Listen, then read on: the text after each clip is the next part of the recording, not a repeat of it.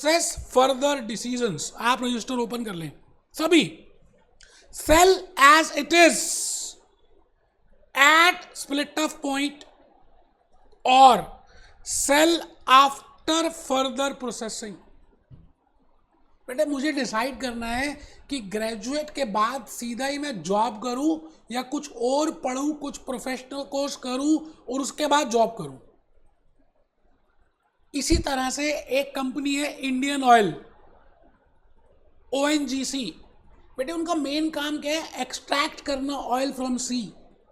अब जब ऑयल आता है तो एक साथ पेट्रोल नहीं आता बेटे, पहले ऑयल आते हैं, गैसेस आते हैं, उसी से कैरोसिन ऑयल, उसी से डीजल, उसी से पेट्रोलियम, डिफरेंट प्रोडक्ट्स आप जितना ज़्यादा एक्सट्रैक्ट करते जाएंगे उसके बाद उसकी फर्दर प्रोसेसिंग करेंगे तो फर्दर प्रोसेसिंग के बाद वो पेट्रोल बन जाता है।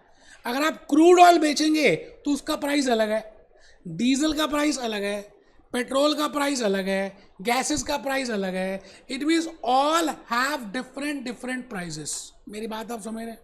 तो मैं भूपेश आनंद आज के इस लेक्चर में यही बात डिसाइड करने वाले हैं कि हम जो प्रोसेसिंग कर रहे हैं, जो मैन्युफैक्चरिंग कर रहे हैं, जो एक्सट्रैक्शन कर रहे हैं या जो भी कुछ कर रहे हैं, उसमें अलग अलग तरह के प्रोडक्ट्स हमारे को मिल रहे हैं। अब उन प्रोडक्ट्स को एक पॉइंट पे हम सेग्रीगेट कर देते हैं, अलग अलग हो जाते हैं वो अपने आप। They can be by product और जॉइंट प्रोडक्ट। वो CMA USA पार्ट 1 में आ गया कि कब बाय प्रोडक्ट्स कहेंगे और कब जॉइंट प्रोडक्ट्स कहेंगे। मैं अभी उस डिटेल में नहीं जा रहा। मैं ये कहता हूं the point where all the products are segregated, are separated, that point is named as split off point. उस पॉइंट का नाम है स्प्लिट ऑफ पॉइंट। आप मेरी बात को ध्यान से सुनिएगा, पहले रजिस्टर खोल लीजिए दोस्त जल्दी से और पहले हेडिंग लिखिए, बाकी की बातें मैं धीरे धीरे बताऊंगा। Marginal analysis applications, lecture 33, process further decisions, sell as it is at split off point और to sell after further processing. ठीक है जी। इसके लिए मुझे कुछ बातें आपको पहले जनरल नॉलेज की बतानी पड़ेंगी, क्योंकि हो सकता है कि आप डायरेक्टली पहले पार्ट 2 ही दे रहे हैं, पार्ट 1 नहीं दिया आपने पहले, बिकॉज ये थोड़ा सा पार्ट इन्होंने ऑलरेडी पार्ट 1 में कवर कर दिया। लेकिन घबराने की बात नहीं है यार, मैं आपसे सिंपल सी भाषा में वो बातें बताने जा रहा हूँ। और मैं ये कह रहा हूँ कि कई बार हम जब प्रोसेसिंग कर रहे होते हैं तो मैंने लिखा sometimes at the time of processing. अब आप नहीं लिख रहे तो आप बेशर्म हैं। Sometimes at the time of processing, comma manufacturing, comma extraction, कुछ भी एक्सट्रैक्ट कर रहे हैं, प्रोसेसिंग कर रहे हैं, मैन्युफैक्चरिंग कर रहे हैं, main product, there are so many other products also evolved. जब हम प्रोसेसिंग कर रहे होते हैं तो मेन प्रोडक्ट के साथ बड़े सारे दूसरे प्रोडक्ट्स भी अपने आप इवॉल्व हो जाते हैं। मेरी बात सब समझ रहे? Sometimes at the time of processing, manufacturing, extracting main product, there are so many other products also evolved.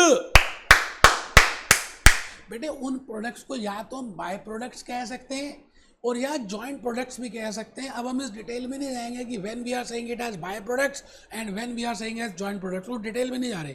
बस मैं आपसे ये कह रहा हूँ those products can be named as by products और those products can be named as joint products. ठीक है जी, फर्स्ट पॉइंट मैंने लिख दिया। सेकेंड पॉइंट, अब एक ऐसा पॉइंट जहाँ पर हम अलग अलग हो जाएंगे। जैसे स्कूल तक हम कॉमन थे, स्कूल के बाद किसी को कोई कॉलेज मिल गया, किसी को कोई कॉलेज मिल गया, किसी ने कॉलेज ही छोड़ दिया या किसी ने कॉलेज में एडमिशन नहीं लिया, कॉरेस्पॉन्डेंस स्टार्ट कर दिया। इट मीन सब सेग्रीगेट हो गए। स्कूल तक हमारे थे, 12th क्लास तक common. It means the point where all products are separated, are segregated is named as split off point. उस पॉइंट का नाम है स्प्लिट ऑफ पॉइंट। आप मेरी बात को समझ रहे हैं? तो मैंने लिखा second point, the point where these products evolved is named as split off point.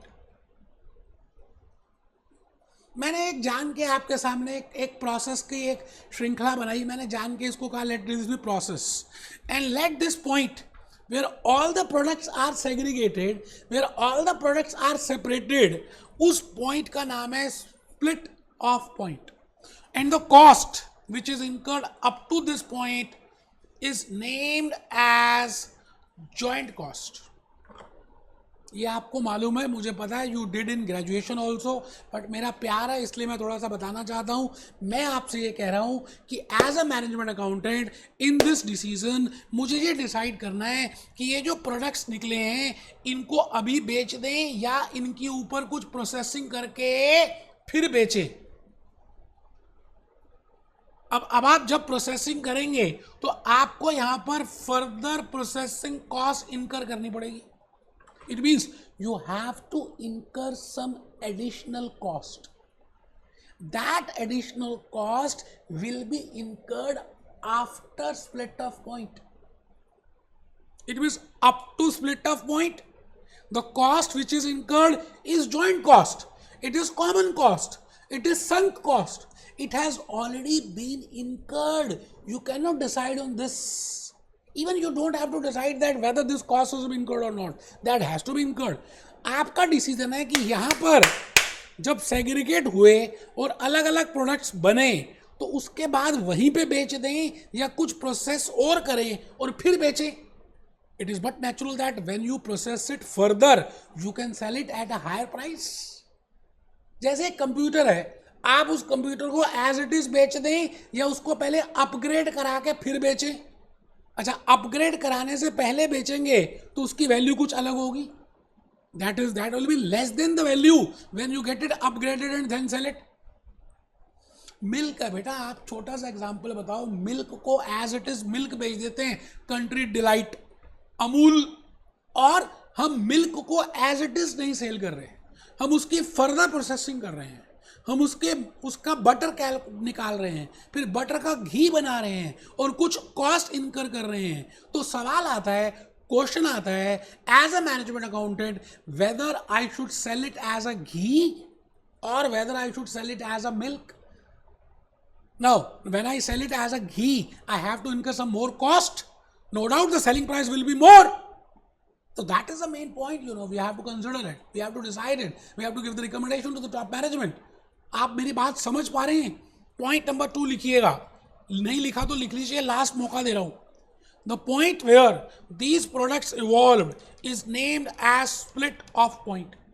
Starting से लेकर यहां तक जो भी कॉस्ट आपने इनकर की है इसको हम कहते हैं जॉइंट कॉस्ट.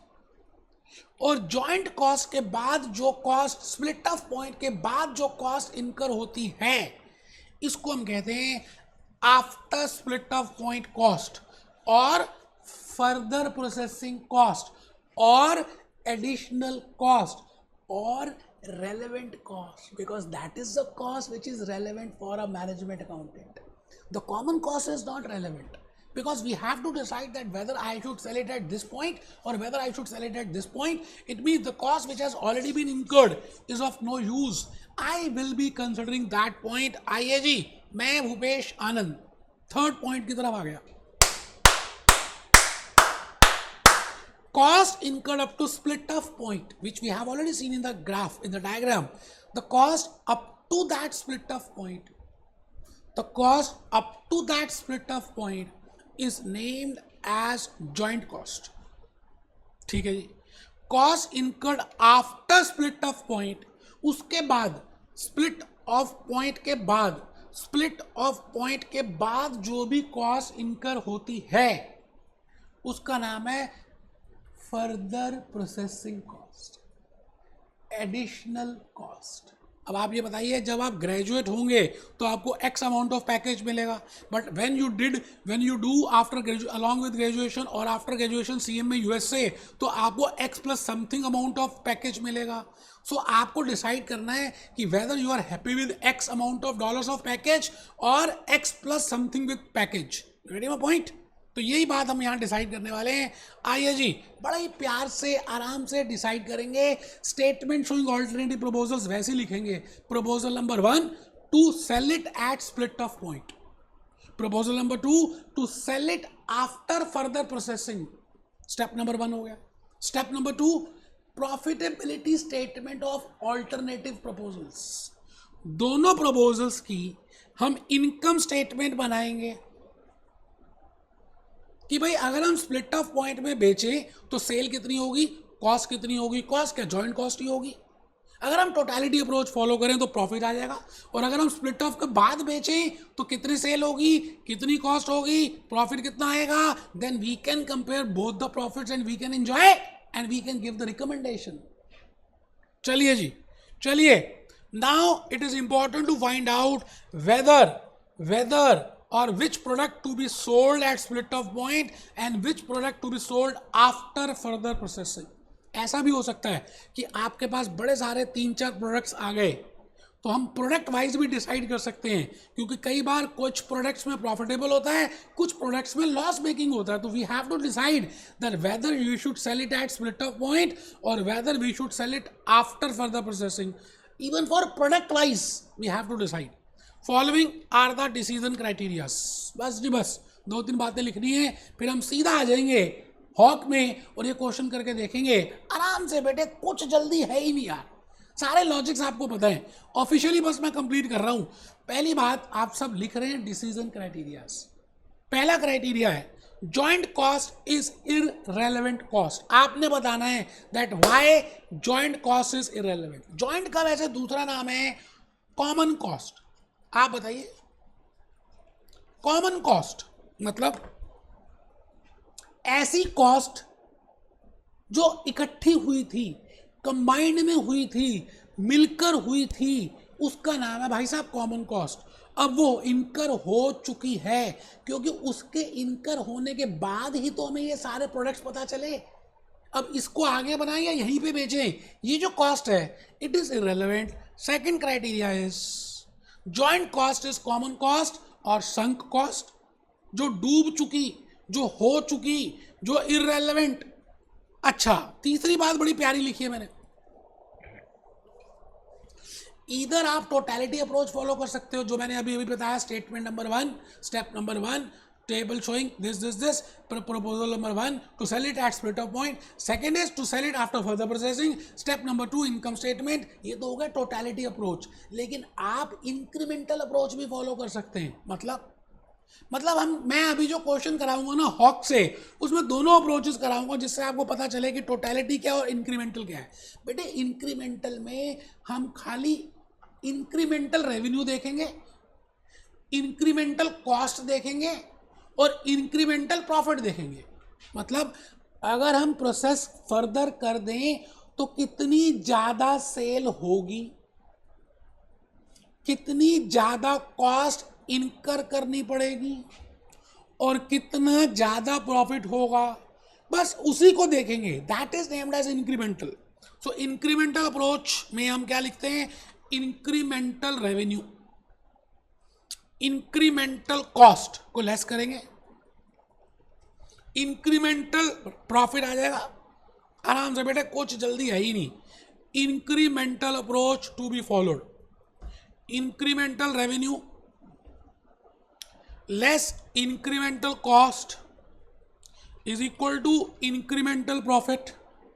आराम से नेक्स्ट में आ गया जी। मैं आ गया जी सेपरेट कॉस्ट, मतलब the cost which is to be incurred after split of point if you want to further process it।